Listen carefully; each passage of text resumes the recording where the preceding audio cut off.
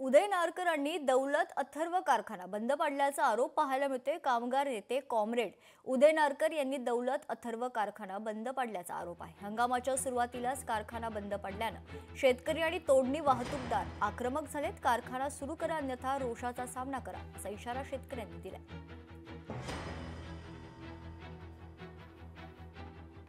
अज्ञात व्यक्तींच्याकडून धमकीचे फोन येत आहेत आणि काल देखील मला दुपारी 1च्या सुमारास अत्यंत अर्वाच्य भाषेमध्ये शिवीगाळ करणारा आणि तुला बघून घेतो, तुझा अमुक करतो, तमुक करतो वगैरे अशा प्रकारचे फोन मला आला आणि त्यामुळे त्या विषयी जरा गांभीर्यानं हे कामगार चळवळीचा विषय आहे आणि म्हणून मी पोलीस स्टेशनमध्ये कोल्हापूरच्या राजारामपुरी पोलीस स्टेशनमध्ये येऊन त्या बाबतीमध्ये तक्रार दिलेली आहे। कोल्हापूरचे कोणतरी नारकर आणि चौगुले नावाचे दोन यांचे म्हणजे त्या युनिव्हर्सिटी संघटनेचे कोणतरी नेते आहेत, तर त्यांना वारंवार त्यांनाही फोन केल्यानंतर ते काय म्हणतात की नाही आम्ही येतो, मिटवतो आणि दररोज वेगळे वेगळे व्हिडिओ प्रसारित करून आज आम्ही स्वतःला आम्हाला शेतकऱ्यांना आणि वाहतूकदारांना द्विधा मनस्थिती टाकलेली आहे। त्यामुळे आमची सगळ्यांची एवढीच इच्छा आहे की लवकरात लवकर हे मिटावं आणि हा कारखाना लवकरात लवकर चालवा। तेच शेतकऱ्यांचं हित आहे, नसेल तर शेतकऱ्यांना आणि आम्हाला वाहतूकदारांना आता गळफास घेतल्याशिवाय पर्याय नाही। आणि काय नाही साहेब, त्यांचा म्हणजे प्रश्न बघा, आम्ही त्यांना काय विचारला, फक्त ते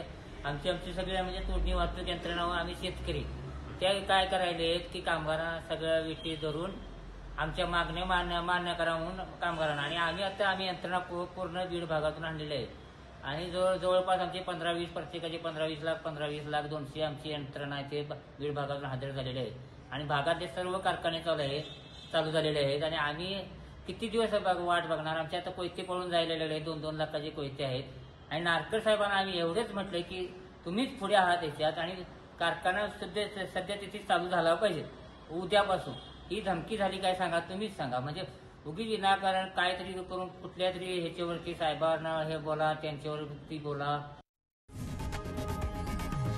लोकशाही मराठी ऐका, पहा, जागरूक रहा।